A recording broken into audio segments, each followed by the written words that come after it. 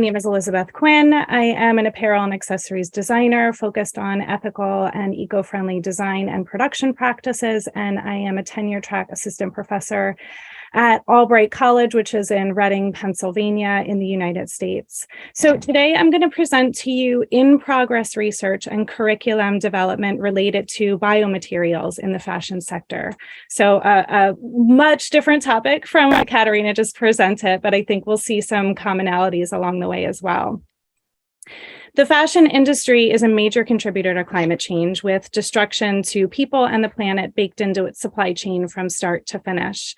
Material innovation as an emerging field within the fashion industry offers the potential of using bio-based components and naturally regenerative resources that could help shift the fashion industry toward a more circular design model. However, with recent quickly spreading adoption of biomaterials, critical questions about the product life cycle are being overlooked as brands scramble to meet consumer and societal demands for more sustainable designs. Additionally, despite a push for apparel and accessories with greater longevity, overconsumption, as we just heard from Katerina, remains a key factor in the fashion industry's post-consumer waste dilemma. The Earth is at a tipping point, and so is the fashion industry. The clothing manufacturing process that has been in place since the Industrial Revolution is not viable, and drastic changes must be made to slow the negative impacts caused by garment production, use, and disposal. Research and innovation in the textile and fashion sectors are no longer simply compelling trends, but rather essential endeavors for industry professionals and educators alike. A 2022 McKinsey report stated that companies have long known that design decisions determine most of a product's manufacturing, operating, and maintenance costs. And in fact, up to 80% of a product's lifetime impact on people and the planet are determined during the research and development phase. Those factors consist of everything from fiber content and color, to seam construction and zipper quality, to transportation and customer wear and care. The next decade will define the fashion industry as brands decide if they will take action and uphold their commitments to a circular transition to mitigate their impact, or if they will fail to meet the new global expectations. Brands have an urgent responsibility to analyze their supply chains and develop new systems that will reduce or eliminate these exceedingly harmful consequences that occur during the entire product life cycle. How can we continue to create new products season after season without further cluttering and destroying the earth? This fundamental question is the catalyst for the exploration, hands-on investigation, and experimental coursework detailed in this research. During the data collection phase of this research, an unusual consideration came about. By leaning into the impermanence of fashion, designers might be able to reinvent the term fast fashion to have positive impacts. With this unconventional design strategy in mind, an experimental college-level course was developed to utilize biomaterials to design and create fashion accessories with planned obsolescence as the keystone. Much research has been written on the separate topics of consumption and material innovation, highlighting these as important considerations when addressing the social and environmental impacts of the fashion industry. However, virtually no research has linked these two topics as integral to each other in identifying viable industry solutions. Though there is not one approach to sustainability that'll work for all designers, institutions, and consumers, this research aims to provide one potential pathway toward a more environmentally positive model of production and consumption. While the proposed approach may seem outlandish, it is exactly for that reason that it should be considered. If we want to change the fashion system toward a new kind of balance, we need new kinds of radical design and business thinking. In order to examine responsible material strategies, we first need to consider what is the motivation for material innovation. As noted earlier, the product development phase plays a critical role in a product's lifetime impact on people and the planet. The fabric used to make a product is determined during this phase, and as the main component of clothing, it contributes significantly to the overall garment footprint. The impact of fiber production on the environment is profound, ranging from excessive water waste to polluting pesticides to climate change, just to name a few. Natural fibers such as cotton, wool, and silk are traditionally thought of as more environmentally friendly than their synthetic alternatives. However, chemical dyes and finishes are often added once these fibers are woven and knit into textiles, rendering many natural materials harmful to the environment. Polyester is the most used man-made textile in the fashion industry because of its low cost, quick production time, and ability to mimic the characteristics of more expensive natural fibers. At the same time, polyester has an extensive list of negative environmental impacts. Current supply chain infrastructure and production methods, coupled with consumer demand for low-cost goods, prevents large segments of the industry from effectively changing their strategies. Consequently, the fashion industry finds itself in need of textile solutions. So there are many misconceptions around the terminology and the science cited when discussing bio-based materials. With great brevity, I'm going to highlight just some of the important terms and factors contributing to these misconceptions and misunderstandings. It's important to note that there is often a misconception about the word biodegradable itself, which means capable of being broken down. Everything on the planet Earth is biodegradable given time. For example, a 100% cotton t-shirt can biodegrade from several weeks to several months, while a 100% polyester shirt is going to take several decades to several centuries to break down. To state that a product is biodegradable is misleading because it is simply inevitable given time. Additionally, the term biodegradable makes no reference to negative impacts a material expels through and after this degradation process. Compostable, on the other hand, is a word with a lot more significant meaning. Something that is compostable can be used as compost when it decays. Only materials made from natural elements are compostable. That 100% cotton t-shirt can be turned into a healthy soil nutrient for your vegetable garden if it's not dyed with chemicals during the production process. But that 100% polyester t-shirt will release methane as it breaks down, polluting the soil. I just want to make sure you're seeing my other graphic isn't there. Sorry about that. Here it comes. This critical, so therefore everything that's compostable is biodegradable, but everything that is biodegradable is not compostable. And that's a critical distinction that's being left out of the equation for a lot of innovators and brands who are currently developing new materials. And it's going to have a great effect on that material and the product's full life cycle. Materials are currently being developed that make use of a variety of biological resources. For example, tree bark fibers, mushrooms, food waste and byproducts, all in an effort to replace synthetic man-made materials. There's much excitement in this sector, and the fashion and textile industries have taken a leading role in funding and researching and developing designing into new fabrics and promoting the positive impacts of these fabrics to their customers. In fact, a recent EcoCult article entitled, "Can Bioplastics Really Make Fashion More Sustainable, Biodegradable, or Recyclable?" states that by 2024, the bioplastic market is expected to increase 36%, fueled by an urgent need to divest from fossil fuels.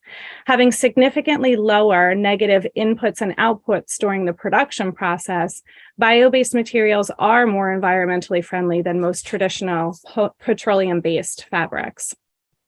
Brands such as Stella McCartney, Nike, Adidas have invested in and launched product lines using bio-based materials that boast significantly less severe negative impacts than their synthetic predecessors. However, as biomaterials are quickly adopted, crucial questions about that product life cycle are being overlooked. It's important to note here that currently virtually none of these bio-based materials made from regenerative resources are compostable. Materials made from biological sources do not have the same characteristics as traditional textiles and are often combined with synthetic components during the finishing process. A 2022 article entitled "Bio-Based Innovation as a Fashion and Textile Design Must" stated that often the final result of this blending is an unsustainable yarn or textile that loses its sustainable characteristic during the production phase. History has repeatedly proven innovation based on nature and biology does not always lead to long-term positive impacts, as evidenced in the development of rayon, a regenerative cellulose textile. Studies in recent years have revealed that negative social and environmental impacts of rayon, and this information is still not common knowledge, though, to brands and consumers. A 2021 EcoCult article entitled "Greenwashing Alert, Rayon Viscose is made from plants but is also toxic and destructive" states that rayon production is generally too toxic to comply with EPA standards, and factory workers are at high risks for nerve damage, heart disease, stroke, and more. The innovation of new materials requires time and attention to ensure all aspects of the production process and product life cycle are critically analyzed for environmental and social impacts. Time and attention the fashion industry seem unwilling or unable to consider. If designers, brands, and fashion design students embrace new materials on a large scale before they're part of a circular system, these innovations have the potential to do more harm than good. A 2020 article entitled "Understanding Biomaterial Innovation, a Primer for the Fashion Industry" warns that while brands are eager to find alternative materials, it would be disastrous if the push for rapid innovation led to those same efforts creating a new generation of harmful products. The Ellen MacArthur Foundation defines the circular economy as having three core principles: eliminating waste and pollution, keeping products and materials in use, and regenerating nature. Designing into this concept of circularity would require those innovating, designing, and making products to fully understand the properties of materials used and ensure they do not end up in landfills when the user is finished with them. Brands continue to produce and people continue to consume. However, neither group is really putting much effort into keeping products out of landfills. It is almost with a panicked frenzy that innovators and brands are releasing new materials and products, but without deeper examination of the entire life cycle. These biomaterials are just a bandage on a much larger wound. All the while, consumers believe they're making better purchasing decisions, which ultimately perpetuates problems that these brands and innovators set out to fix. Jennifer Farley Gordon and Colleen Green stated in the book Sustainable Fashion, Past, Present, and Future that some companies perceive the use of sustainable materials as a quick fix, a relatively simple way to appear more eco-friendly without necessarily incorporating more sustainable or ethical practices in their business operations as a whole. Considering the current fashion industry, consumer behavior, and environmental implications, new ways of thinking about how design is taught and what outcomes should be expected is a worthy endeavor. And speculative thinking in the practice of design is needed to imagine better ways of working, creating, and doing business. Traditional higher education in the textile and fashion programs offer students a wide range of practical and technical skills necessary to build careers in the existing fashion industry. However, as the fashion industry scrambles to keep up with changing consumer values and struggles to clean up its dirty and unethical processes, higher education has an opportunity to reimagine the fashion industry by focusing on radical speculation, critical thinking, and ethics. What if students, educators, and those working in the textile and fashion systems started at the end of a product's journey instead of focusing only on creating newness? How can the context and concepts of the circular economy allow designers to conceptualize, explore, and critique materials and design itself? Before developing curriculum around ethics and aesthetics of biomaterials in the fashion industry, I spent 2 years researching and experimenting with bio-based compostable materials that I intentionally focused on because I knew they wouldn't last forever. These bioplastics here are made from common kitchen ingredients such as potato starch, gelatin, agar-agar powder, coffee, and water. And these base structures are made using mycelium, the root system that blooms into mushrooms. Combined with found objects, upcycled objects, and made pieces, the transformation process over time allows the creator and the wearer to be active participants in the degradation process from one form to another. In the spring of 2021, 22 adventurous graduate and undergraduate students at Drexel University, which is in Philadelphia, United States, participated in an elective course entitled Material Innovation in Accessory Design, performing their own experiments to develop new materials yielding unique, creative, and inventive accessories. By thinking outside the norms of what materials can and should be used, these students began to imagine how materiality and design strategies can be refocused to satisfy the needs and desires of consumers today while doing no harm. Students were introduced to ethical frameworks and given reflection time throughout the design process to ensure that connections to people and the planet were being made with and through their designs. They also ensured differentiations were identified between can we make this and ought we make this.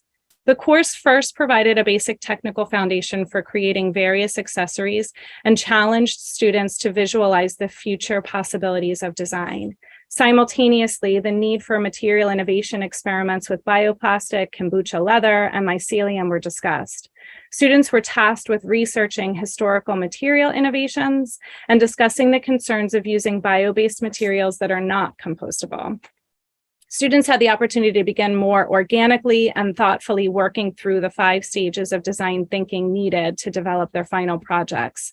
These projects consisted of the design and creation of a fashion accessory that addressed both function and form. Students examined consumer habits as a catalyst for designing with materials that are intentionally impermanent and came up with creative solutions for the question, what happens to a product when the consumer is done with it?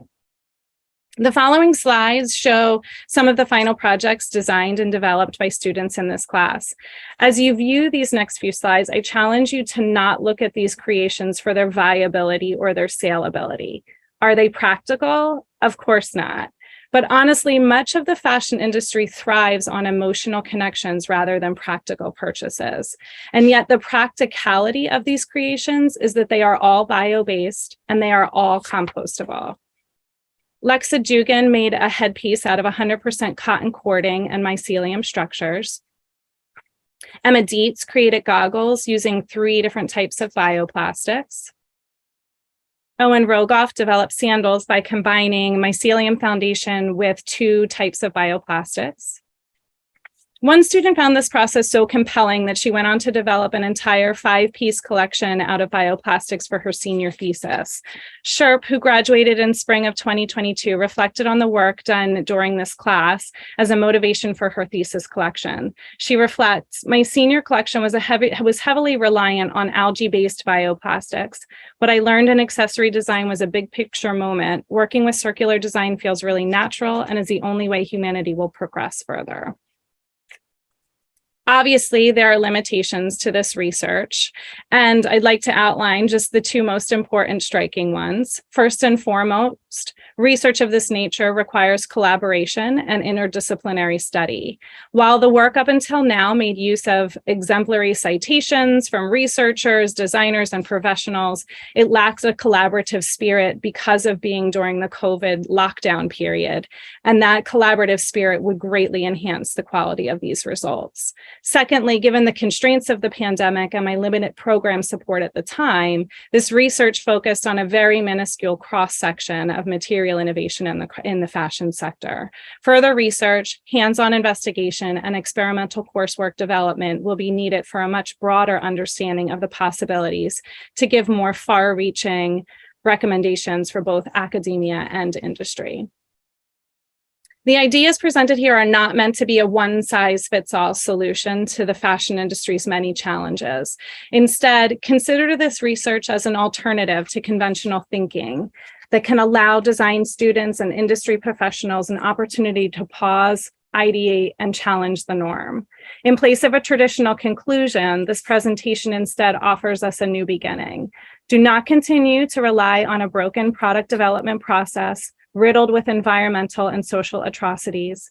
Do not pretend business as usual can continue and people will just stop shopping. Rather, lean into the unknown, the unusual, the impossible. It is here in the midst of great uncertainty and insecurity that new ideas will emerge and better ways of making can start to take shape. If you'd like to see more or actually see these references that are in here so tiny, please look for my paper or reach out so that we can talk more.